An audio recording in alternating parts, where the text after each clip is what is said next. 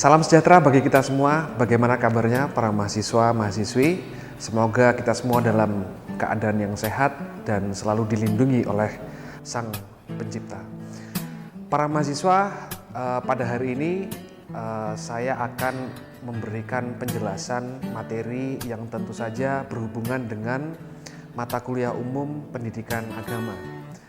Dan Anda sudah mendapatkan materi-materi sebelumnya, yaitu yang pertama materi mengenai inklusivisme, di mana inklusivisme menekankan pada bagaimana manusia pentingnya untuk membuka diri terhadap keyakinan-keyakinan atau pandangan yang berbeda dari orang lain.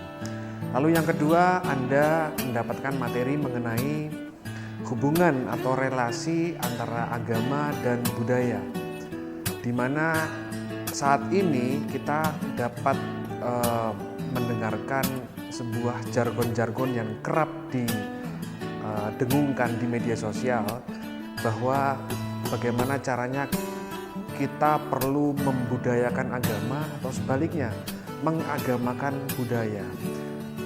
Sejatinya agama dan budaya berjalan seiringan, karena tanpa budaya agama tidak bisa tumbuh berkembang, dan begitu juga sebaliknya. Budaya tidak dapat hidup tanpa berada di dalam koridor agama. Anda juga sudah mendapatkan materi mengenai relasi antara agama dan sains, di mana ada 4 tipologi yang sudah Anda pelajari: tipologi konflik, tipologi independensi, tipologi dialog, dan yang terakhir adalah tipologi integrasi, di mana relasi agama dan sains sejatinya kita perlu berjuang bersama untuk mengintegrasikan antara agama dan sains, terutama untuk kehidupan dan memperkembangkan kehidupan masyarakat. Nah, pada hari ini para mahasiswa kita akan belajar bersama mengenai relasi agama dan politik. Saya akan tulis di sini, agama dan politik.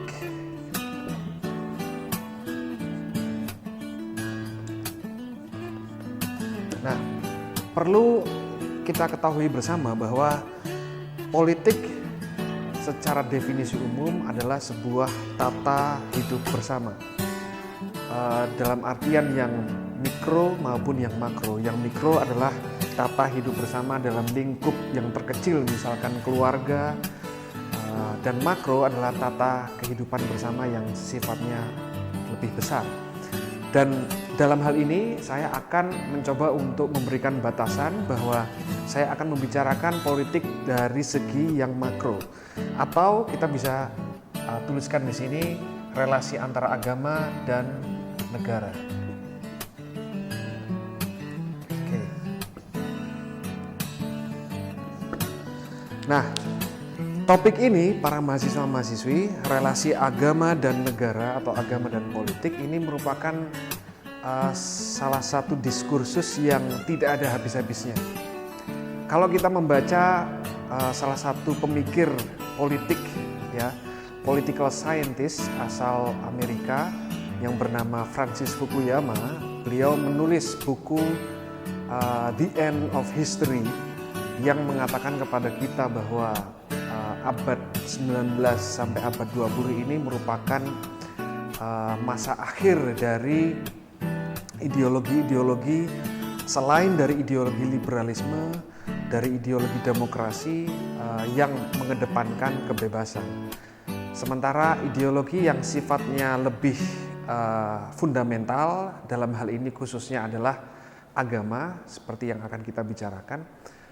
Fundamentalisme agama diprediksi oleh Francis Fukuyama dalam bukunya itu sudah mulai menurun, melemah, dan akan hilang. Tetapi para mahasiswa-mahasiswi, ternyata ketika kita menyimak keadaan atau situasi kondisi saat ini, ternyata seiring munculnya kekuatan ideologi liberalisme, ideologi yang mengedepankan demokratisasi, maupun yang mengedepankan kebebasan-kebebasan untuk kehidupan bersama pada umumnya, ternyata muncul juga pandangan-pandangan atau pemikiran-pemikiran yang lebih keras dalam lingkup keagamaan atau yang sering kita sebut dengan fundamentalisme agama. Nah, ini juga terasa di dalam bangsa kita setelah kurun waktu kurang lebih 32 tahun masa rezim Soeharto berkuasa mulai runtuh, bermunculan ormas-ormas atau oknum-oknum yang mengatasnamakan agama hendak mencoba untuk mendirikan negara ini menjadi negara yang berbasiskan agama. Sehingga tesis dari Francis Fukuyama itu bisa kita pertanyakan. Nah, dan dengan demikian poin yang ingin saya mau kemukakan adalah diskursus relasi agama dan politik atau negara ini merupakan diskursus yang tidak ada habisnya, yang sering kita diskusikan sampai hari ini. Sehingga ini penting untuk kehidupan kita bersama. Baik, bagaimana sih sebenarnya relasi antara agama dan politik atau agama dan negara ini? Apakah baik-baik saja begitu, ataukah kedua entitas ini memiliki relasi yang saling menguntungkan satu sama lain, ataukah sebaliknya? Apakah agama dan negara ini betul-betul saling bertolak belakang, tidak dapat disatukan? Nah, kita akan melihat ada 3 pembahasan yang akan saya sampaikan pada hari ini. Pembahasan yang pertama adalah terkait dengan ekstrim negara dipisahkan dengan agama. Yang kedua adalah agama berdiri sendiri untuk mengelola tata hidup bersama. Itu pembahasan yang pertama saya. Lalu yang kedua nanti akan saya jelaskan juga. Lalu bagaimana sesungguhnya relasi agama dan negara ini bisa kita urai agar kita bisa mendapatkan kejelasan. Bagaimana relasi agama dan negara ini sesungguhnya di dalam tata hidup bersama ini.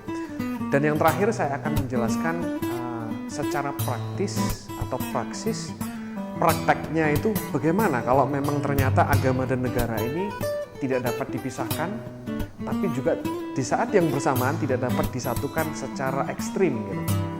Caranya dalam tataran konseptual itu bagaimana? Nah, itu adalah penjelasan saya yang ketiga pada pembahasan kita hari ini. Baik, kita akan mulai dari yang pertama. Para mahasiswa-mahasiswi, jadi relasi agama dan negara ini kalau kita imajinasikan ekstrim, yang tadi saya katakan ekstrim politik atau negara dipisahkan dari agama, ini kita akan mendapatkan yang kita sebut dengan negara sekuler.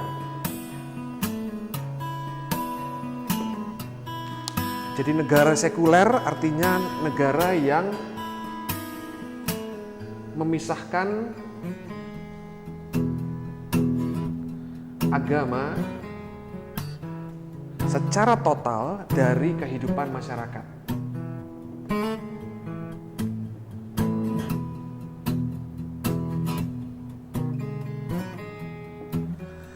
Oke, jadi negara sekuler adalah sebuah sistem kelola pemerintahan untuk mengelola masyarakat yang memisahkan secara drastis, secara total kehidupan masyarakat tersebut dengan keyakinan mereka terhadap agama. Nah, contohnya misalkan bisa dapat kita temui mungkin akhir-akhir ini sudah semakin menurun ya, negara yang bisa menerapkan negara sekuler ini. Sekulerisme ini kerap diterapkan pada zaman di Turki sebelum Presiden Erdogan itu, Ataturk, beliau menerapkan sistem yang sekuler sehingga ketika itu kebetulan negara yang mayoritas muslim, ketika azan berkumandang atau panggilan untuk sembahyang umat muslim itu dikumandangkan, Presiden Ataturk pada saat itu menerapkan sistem sekuler dengan melarang azan dengan berbahasa Arab sebagaimana yang kerap kita dengar di sini gitu ya. Jadi bahasa yang harus dipakai adalah bahasa Turki.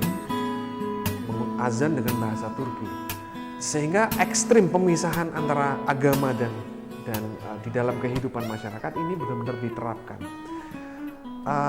Tidak boleh menggunakan jilbab misalnya ketika bersosialisasi di tengah masyarakat. Ini juga yang kerap diterapkan oleh Presiden Sarkozy di Prancis pada waktu itu. Jadi ketika ada orang yang menggunakan hijab di umum gitu, di pantai gitu, nanti akan didatangi oleh polisi dan dipaksa untuk dilepas. Karena hal itu memunculkan atau menunjukkan simbol-simbol agama gitu. Jadi negara sekuler ini ekstrim yang memisahkan antara agama dan negara atau agama dan politik. Ini disebut dengan negara sekuler atau yang kerap kita dengar dengan istilah sekularisme ya. Nah, pandangan seperti ini tentu perlu kita tolak. Dan apa dasar-dasar penolakannya? Dasar-dasar penolakan.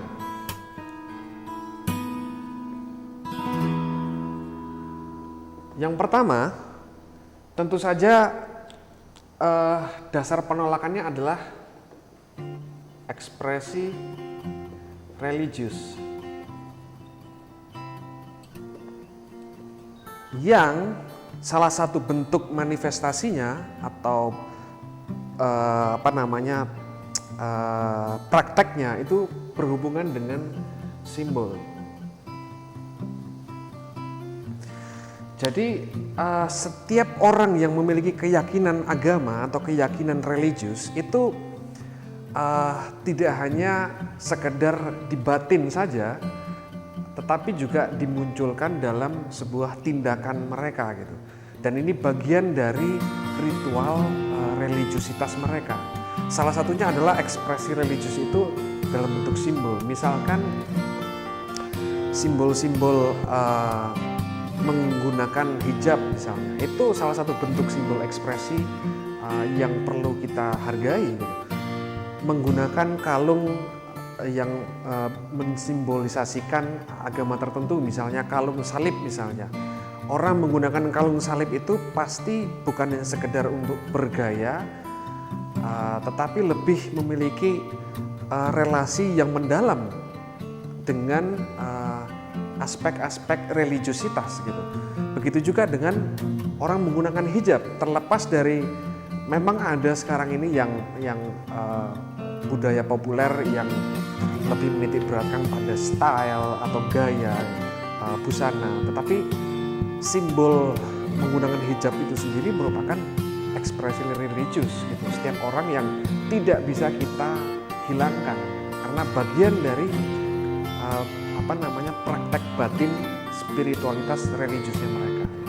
Jadi penolakan negara memiliki wewenang untuk memisahkan kehidupan masyarakat dengan simbol agama ini sangat tidak bisa dibenarkan. Yang kedua, dasar penolakan negara sekuler itu adalah bahwa agama ini merupakan salah satu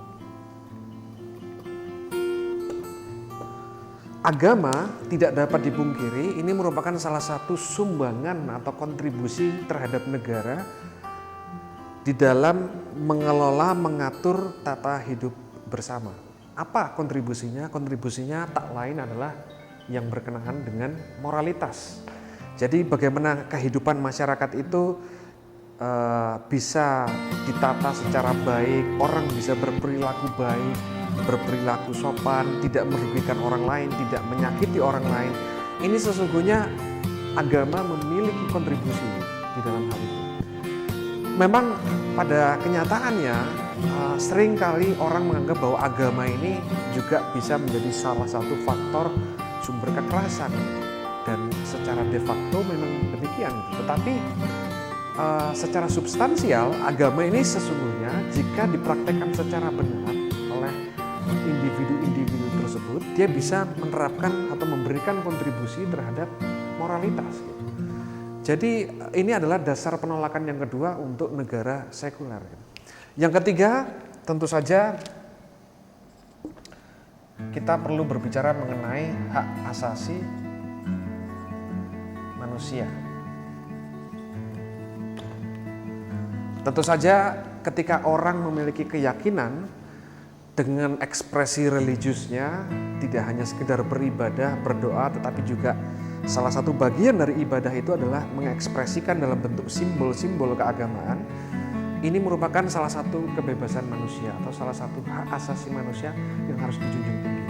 Dan negara sekuler jelas melanggar hak asasi manusia. Oke, ini adalah ekstrim ketika politik atau negara memisahkan dirinya dengan agama. Bagaimana dengan sebaliknya? Ketika negara justru adalah bagian dari agama itu. Jadi di sini adalah negara agama. Bagaimana dengan negara agama? Agama betul-betul menyatu secara total dengan negara. Tentu saja ini akhirnya dengan sendirinya memiliki sumber hukum yang berasal dari kitab suci.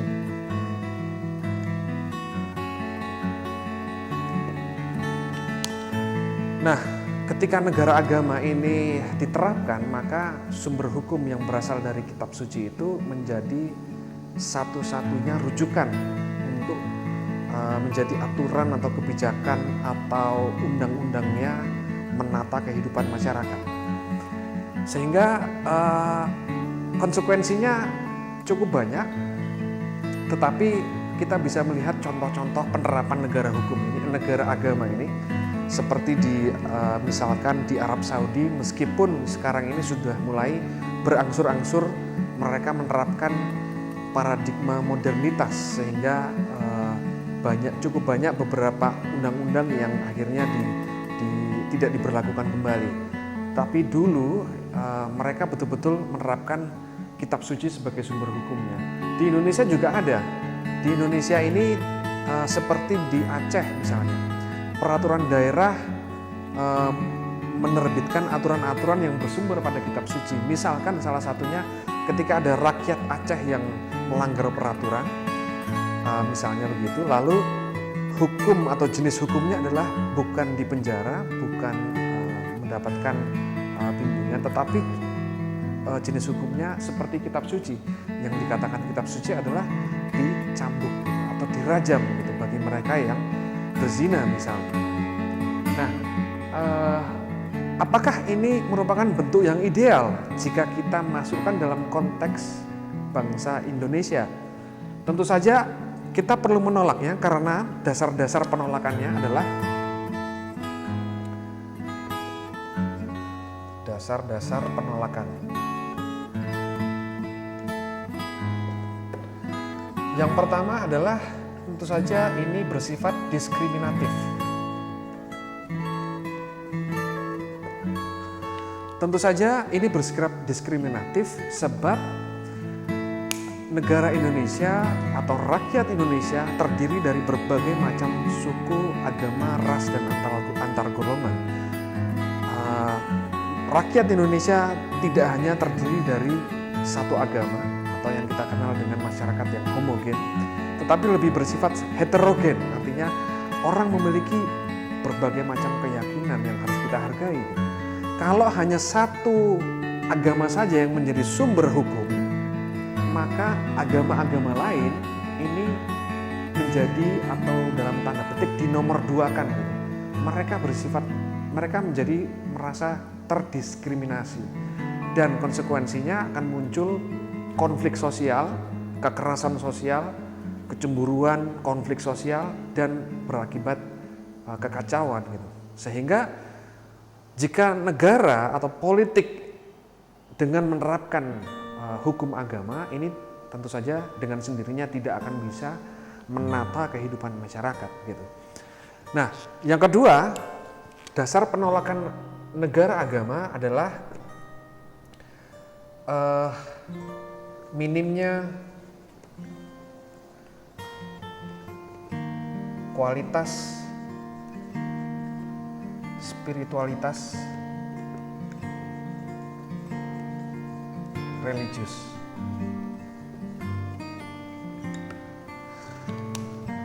Kalau tadi saya mengandaikan bahwa penerapan negara agama ini diterapkan di Indonesia yang notabene-nya masyarakatnya dia terdiri dari berbagai keyakinan atau agama. Tetapi seandainya jika negara agama ini diterapkan terhadap masyarakat yang homogen atau memiliki satu agama, apakah itu sudah ideal? Dari segi penolakannya atau dari segi teologis, ini akan mengakibatkan minimnya atau berkurangnya kualitas spiritualitas religius seseorang jika negara agama ini diterapkan. Saya pernah suatu kali ke Mekah pada waktu itu dan saya bertemu dengan salah satu penjaga toko. Kebetulan pada saat itu azan berkumandang, panggilan untuk menunaikan ibadah, dan mereka pada saat itu dengan tergesa-gesa mencoba untuk menutup tokonya. Di semua toko juga seperti itu. Saya penasaran, pada saat itu saya datangi orang yang menjaga toko tersebut, seiring dengan dia merapikan barang-barangnya dan mencoba untuk menutup tokonya. Saya bertanya, kenapa kok toko ini ditutup? Saya mencoba untuk mengetas dia. Dan jawaban dia adalah, karena kalau tidak ditutup, saya akan mendapatkan sanksi dan kita bisa masuk penjara. Nah, jawaban orang ini tentu saja merefleksikan atau merepresentasikan minimnya kualitas spiritual dan religius. Seharusnya orang itu ketika memiliki batin spiritual religius yang cukup mendalam, ketika saya tanya kenapa toko itu ditutup, dia akan menjawab, karena ini sudah merupakan panggilan untuk sembahyang, sehingga saya harus meninggalkan keduniawian saya gitu, lalu pergi bersembahyang. Tetapi karena ada aturan hukum yang mengungkung mereka, mewajibkan mereka, memaksa mereka, secara psikologis mereka merasa takut gitu ketika mereka tidak menutup tokonya. Dan akhirnya kita bisa mengatakan, ya mereka apakah beragama itu karena takut terhadap hukuman Tuhan, ya, secara sederhananya, atau mereka takut akan hukuman manusia gitu, karena masuk penjara gitu. Nah, ini penerapan hukum negara ini akhirnya mengandaikan bahwa minimnya kualitas spiritualitas religius gitu. Oke, yang ketiga, mengapa negara agama ini perlu kita tolak? Karena seperti halnya negara sekuler, negara agama ini melanggar hak asasi manusia.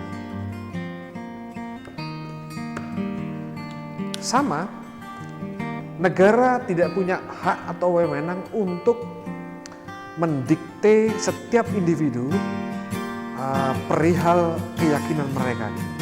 Karena keyakinan, keagamaan itu merupakan suatu kebebasan mutlak yang dimiliki setiap individu. Bahkan tidak berkeyakinan sekalipun itu merupakan kebebasan. Nah, batasannya adalah ketika mereka tidak melanggar kebebasan orang lain. Baik, ini jadi kita sudah melihat bagaimana relasi agama dan politik atau agama dan negara ini secara ekstrim. Kiri kita melihat negara sekuler yang memisahkan antara agama dan kehidupan masyarakat, ini memiliki konsekuensi-konsekuensi yang perlu kita hindari. Begitu juga dengan ekstrim kanan, di mana agama diterapkan secara total untuk mengatur kehidupan atau tata hidup bersama manusia, memiliki kekurangannya juga. Dan ini adalah dasar-dasarnya yang perlu kita kaji kembali. Nah, lalu pertanyaannya kembali lagi, bagaimana kalau memang misalnya tidak bisa dipisahkan maupun tidak bisa disatukan? Kita akan mulai ini pembahasan yang kedua. Politik atau negara ini memiliki tugas-tugasnya sendiri. Agama dalam hal ini juga memiliki tugas-tugasnya sendiri. punya ranahnya masing-masing ya. Ranah yang dimiliki oleh negara ini berbeda dengan ranah yang dimiliki oleh agama. Kalau ranah yang dimiliki oleh negara ini secara garis besar memiliki wewenang untuk mengatur ruang publik. Ruang publik.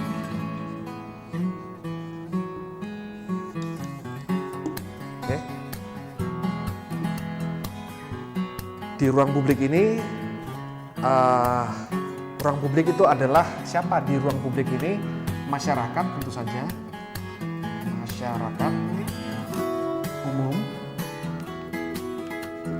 siapapun dia masuk di dalam ruang publik ini, dan sehingga sifatnya adalah heterogen, dia majemuk, ada berbagai ras, berbagai agama, suku dan antar golongan ini masuk dalam ruang publik yang diatur oleh negara. Nah, agama ini masuk di dalam ranah ruang privat.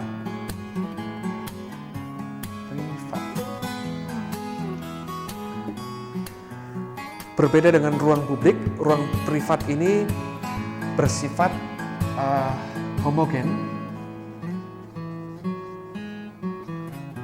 Dia bersifat homogen, dia memiliki kalau dalam lingkup agama dia memiliki agama yang sama.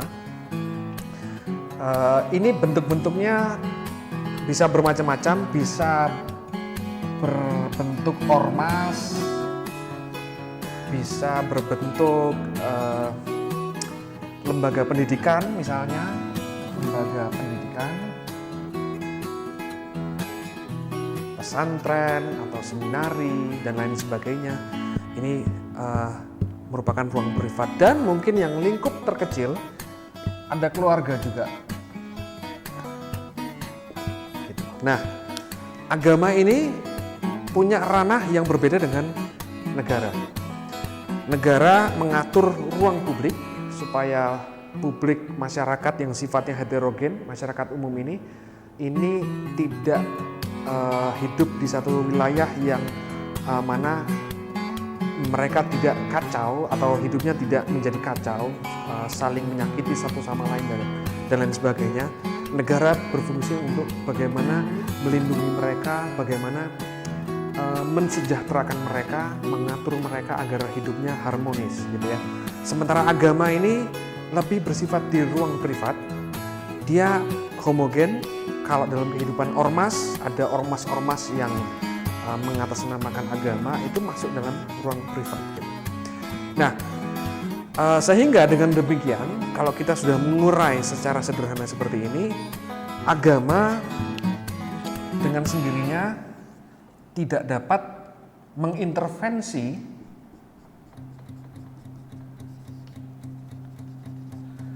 tidak dapat mengintervensi kehidupan ruang publik. Karena apa? Jelas dari sini kita sudah melihat negaralah yang bertugas, berkewajiban untuk mengatur ruang publik. Begitu juga sebaliknya, negara juga tidak bisa mengintervensi kehidupan ruang privat. Dalam hal ini kita berbicara mengenai agama.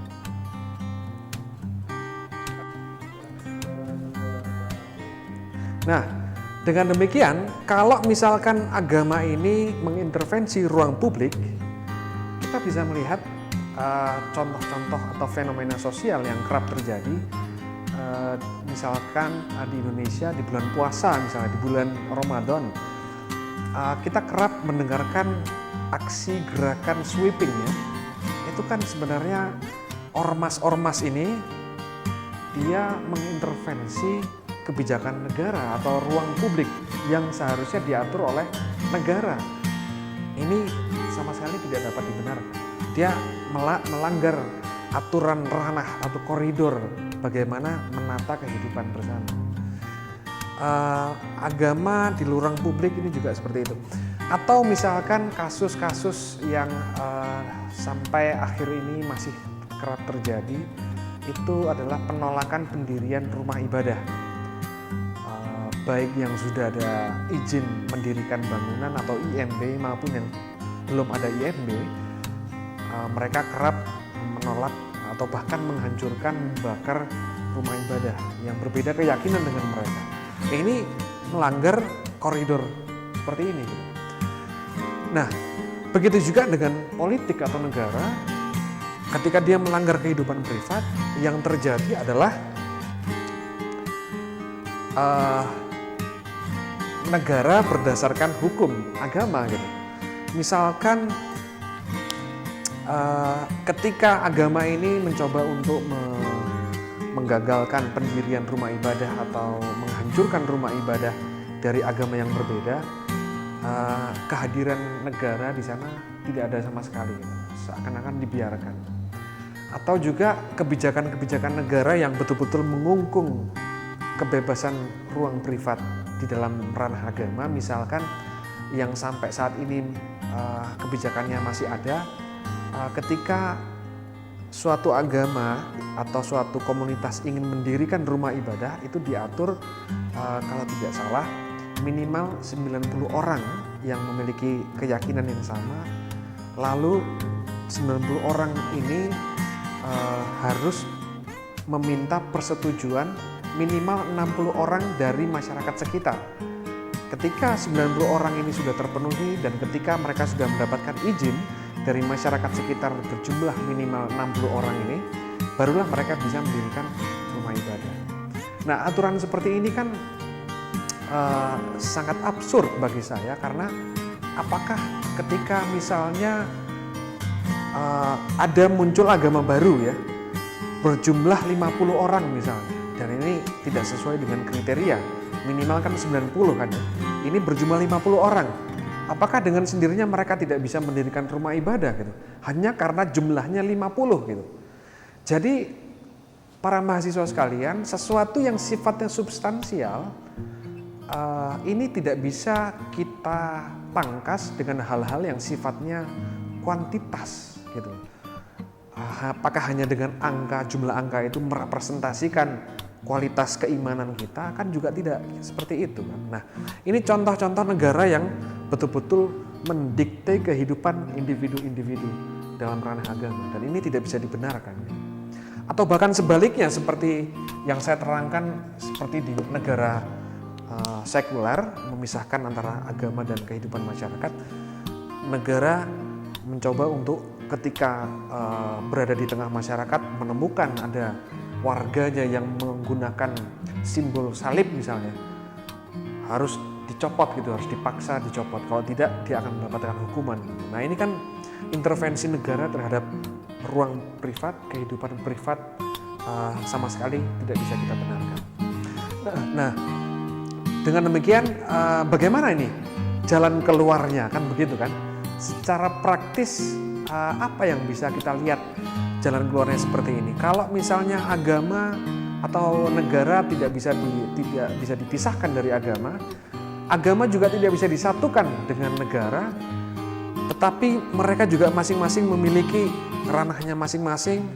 Kerap yang kita lihat adalah saling intervensi satu sama lain. Lalu bagaimana jalan keluarnya? Baik, ini adalah pembahasan yang ketiga. Salah satu cara adalah dengan menerapkan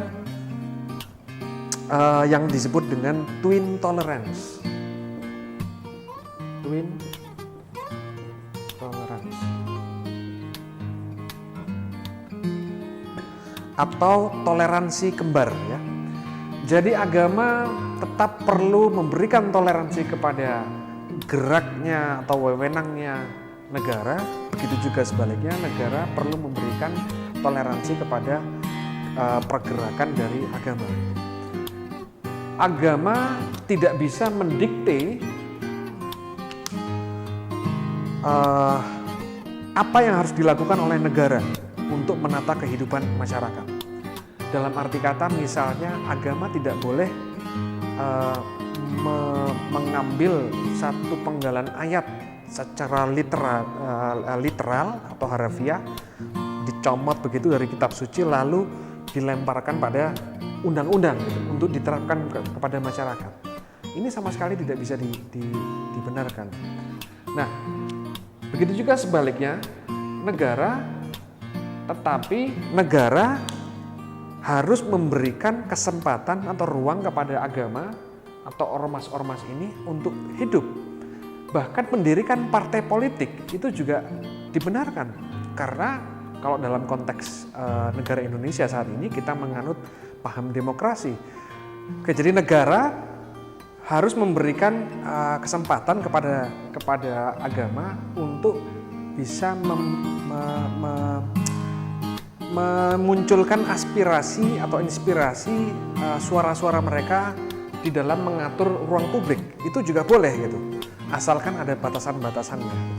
Nah, jadi twin tolerance atau toleransi kembar ini harus satu sama lain saling mengerti di mana batasan-batasannya, satu sama lain saling memberikan kesempatan ruang untuk bergerak, untuk hidup bernafas dengan tujuan semata untuk kehidupan tata hidup bersama.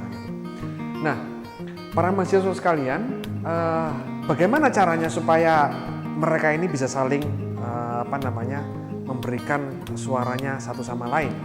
Ini yang disebut dengan proses substansiasi. Proses substansiasi.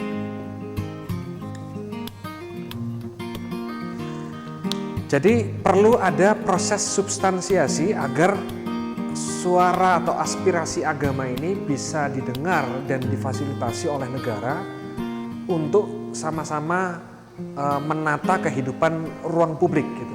Dengan sendirinya ruang privat juga masuk di dalam ruang publik. Jadi kalau saya melihat di sini ada negara, atau kita mulai dari ini ya, agama ya. Di sini misalkan ada agama A dan di sini ada agama B.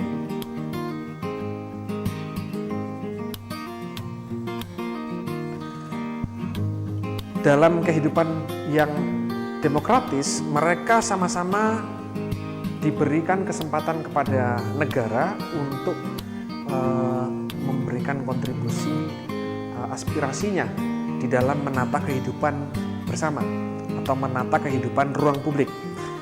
Caranya tentu saja mereka perlu berkomunikasi satu sama lain untuk mendapatkan satu pengertian bersama, pemahaman bersama atau konsensus bersama yang difasilitasi oleh negara. Negara memfasilitasi dialog antara agama A dan agama B untuk bisa memunculkan aspirasi mereka sehingga bisa menata kehidupan bersama. Nah, catatan pertama adalah negara di sini ini harus bersifat netral. Negara tidak boleh berat sebelah gitu ya. Apakah negara ini lebih cenderung membela agama A atau cenderung membela agama B? Negara di sini catatan penting yang harus kita junjung tinggi itu adalah negara harus bersifat netral, sehingga negara tidak terjebak pada negara agama maupun negara sekuler gitu. Nah, yang kedua ini dialog ya, jadi ada dialog.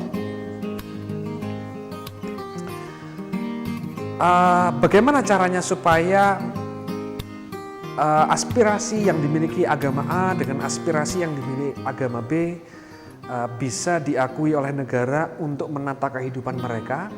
Proses substansiasinya, kalau ada dua pandangan ya, saya akan berikan dua pandangan supaya Anda bisa memberi penilaian kira-kira mana yang lebih cocok buat kehidupan kita gitu, khususnya di Indonesia.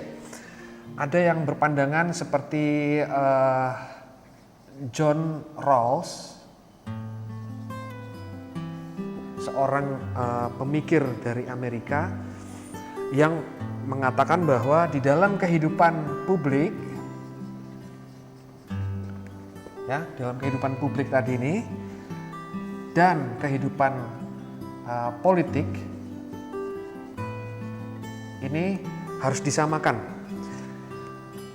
Harus agama A dan agama B ketika berkomunikasi, mereka harus menggunakan bahasa atau padanan kata-kata yang bisa dimengerti oleh semua pihak, baik itu agama A maupun agama B. Jadi ini bahasa sekuler. Maksudnya sekuler di sini berbeda dengan sekuler yang tadi saya jelaskan. Sekuler di sini adalah bahasa yang bukan bahasa yang berasal atau diksi atau kata-kata yang berasal dari agama A atau kata-kata yang berasal dari agama B misalnya. Misalnya syariah atau misalkan dalam kehidupan sehari-hari misalkan Assalamualaikum atau Om Swastiastu, Namo Buddhaya, gitu, Rahayu, itu kata-kata yang mencerminkan agama. Nah, menurut John Rawls, di dalam kehidupan publik ini tidak boleh. Di dalam kehidupan politik atau ketika mereka ingin memberikan aspirasi mereka kepada negara, ini juga tidak diperkenankan.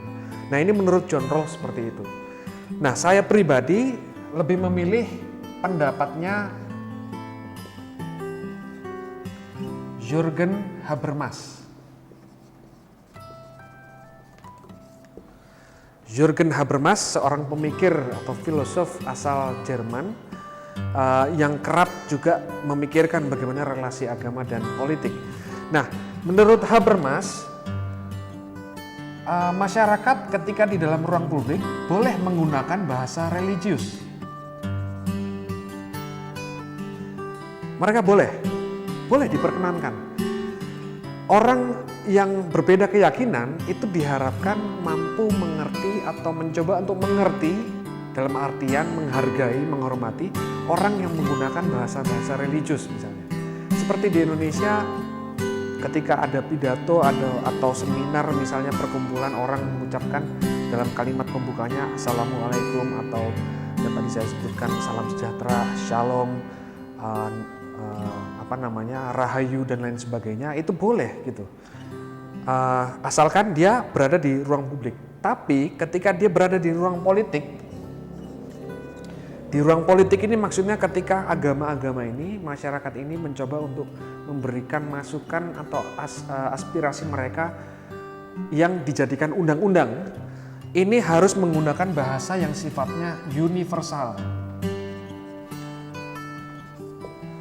Jadi menurut Habermas, setiap atau kaum agamawan, agama A maupun agama B ini berusaha mungkin, sebisa mungkin mereka mencari padanan kata-kata yang bisa dimengerti atau bisa diterima oleh masyarakat dari berbagai keyakinan agama. Sehingga menggunakan bahasa yang sifatnya universal. Nah, proses seperti inilah yang disebut dengan proses substansiasi. Artinya kita tidak, kalau tadi kan saya menjelaskan ada agama yang ingin menerapkan satu kalimat atau penggalan kalimat di kitab suci, di copy paste lalu di copy lalu di paste di undang-undang. Nah, ini kan bahasa yang sangat religius. Ini tidak diperkenankan dalam ranah politik. Yang boleh adalah bagaimana tafsiran kalimat atau penggalan kalimat kitab suci ini dan menggunakan kalimat-kalimat atau kata-kata yang sekiranya umum atau universal sehingga bisa diterima. Misalkan semua orang pasti tidak menginginkan adanya pencurian, tidak menginginkan adanya kejahatan-kejahatan perampokan atau korupsi atau misalkan perjudian, ya kan? Semua orang tidak akan mengharapkan itu. Semua agama tidak mengajarkan hal itu. Nah, yang tidak diperkenankan di sini adalah ketika satu agama mencoba untuk mencari ayat tersebut di dalam kitab sucinya yang berhubungan dengan pencurian, pemerkosaan, narkoba, korupsi dan lain sebagainya itu lalu diterapkan pada undang-undang. Nah, meskipun secara substansial itu benar gitu, tetapi tidak semua orang atau agama-agama yang lain bisa menerima hal itu gitu. Karena Karena dari sisi linguistiknya saja atau kata-katanya saja itu sudah berbeda gitu. Sehingga yang dimaksud dengan Habermas, cari substansi dari atau ayat itu gitu. Misalkan tidak boleh mencuri. Ya, pakailah tidak boleh mencuri. Jangan menggunakan kalimat dengan label syariah misalnya. Ini kan sudah melanggar ruang publik dan ruang privat gitu. Oke, baik. Jadi ini adalah salah satu proses substansiasi yang perlu kita terapkan. Nah, tetapi ada satu bagian penting yang bagaimana caranya supaya agamawan atau masyarakat yang beragama A dengan masyarakat beragama B mau menerapkan atau memahami bahasa-bahasa yang sifatnya religius maupun yang sifatnya universal. Nah, di sini kita akan melihat di bagian ini caranya kita melihat hal-hal yang sifatnya sumber daya manusia. Jadi tergantung dari SDM-nya. Bagaimana caranya membangun SDM-nya? Tentu saja SDM-nya yang kalau di sini ada sumber daya manusia,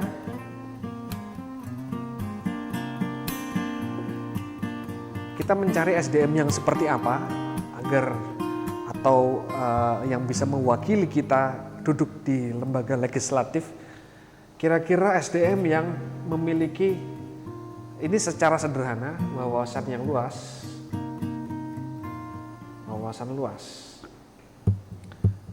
Tentu saja ketika seseorang memiliki wawasan yang luas, cara berpikirnya juga kritis, dia cenderung memiliki keterbukaan diri terhadap sesuatu yang berbeda. Orang bisa membuka dirinya terhadap orang atau pendapat yang berbeda ketika orang tersebut memahami betul apa sih yang menjadi concern atau keprihatinan orang yang berbeda itu gitu. Orang bisa muncul sifat empati, simpati terhadap orang yang berbeda dengan cara mencoba untuk seluas-luasnya kita perluas horizon kita dalam ranah ilmu pengetahuan, termasuk dalam hal ini agama gitu. Yang kedua, SDM yang perlu kita perhatikan agar bisa terjadi proses substansiasi itu adalah relativitas kebenaran. Baik, para mahasiswa-mahasiswi sekalian, yang saya maksud dengan relativitas kebenaran ini bukan dalam artian bahwa agama-agama itu benar semua, ataupun juga bukan saya menganggap bahwa semua agama memiliki kebenarannya masing-masing. Dalam artian akhirnya relatif, kebenaran itu relatif. Yang saya maksudkan di sini bukan itu, tetapi relativitas kebenaran ini lebih merujuk pada manusianya itu sendiri. Apapun agamanya, orang yang meyakininya, beriman kepadanya, ini tentu memiliki kapasitas atau perspektif atau paradigma yang berbeda-beda yang tidak berhenti pada tataran hal tersebut gitu.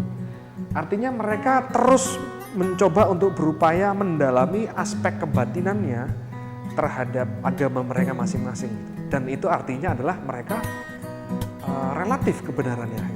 Nah, paham seperti ini, kalau kita punya mindset seperti ini, kita bisa memahami betul apa sih yang menjadi concern dari agama pihak sana gitu.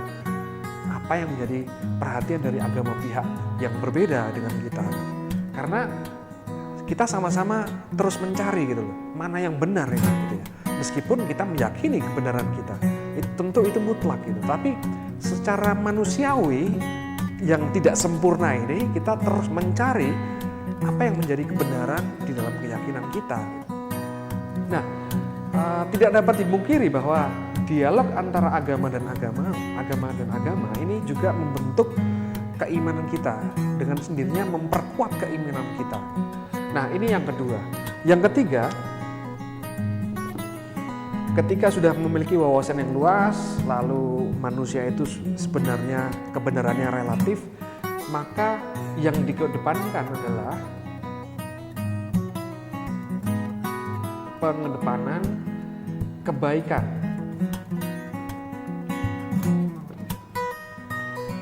Yang dikedepankan di dalam sikap hidup kita sehari-hari itu bukan kebenaran kita di dalam keyakinan kita, tetapi yang dikedepankan adalah kebaikan kita.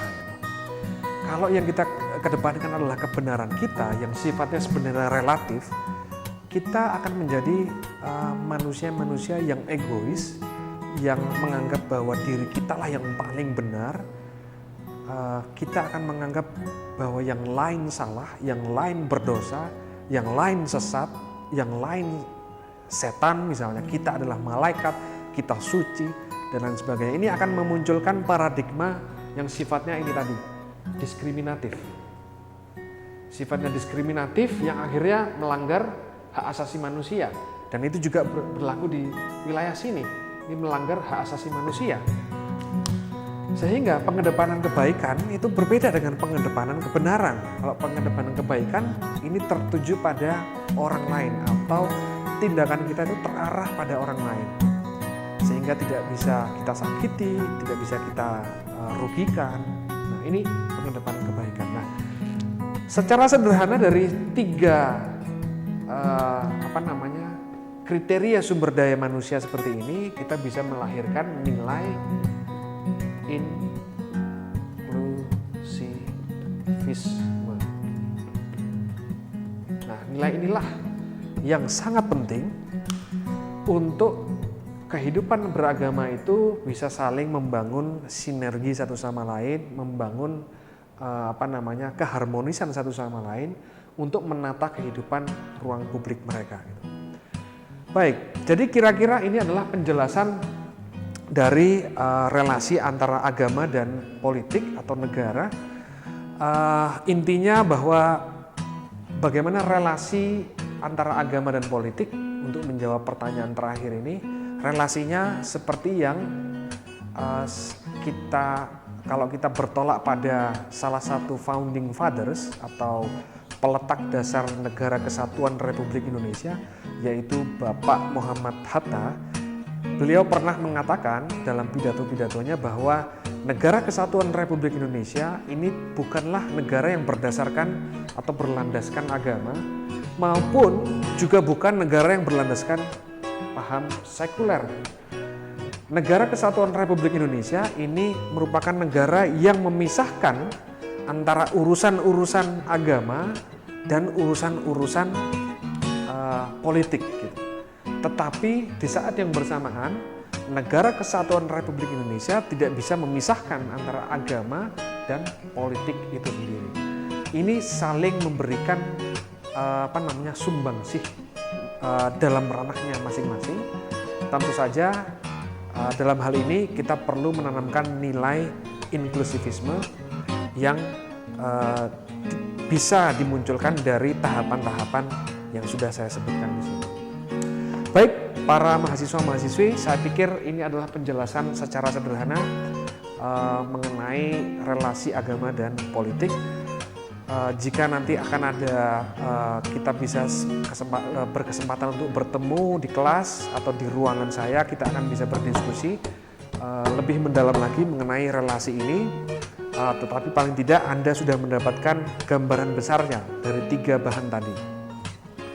Saya pikir itu saja untuk kesempatan kita hari ini. Seperti yang pernah saya katakan, jaga kesehatan, jaga pikiran, asah terus pikiran kita agar kita bisa menjadi manusia Indonesia yang sejati. Terima kasih, sampai jumpa.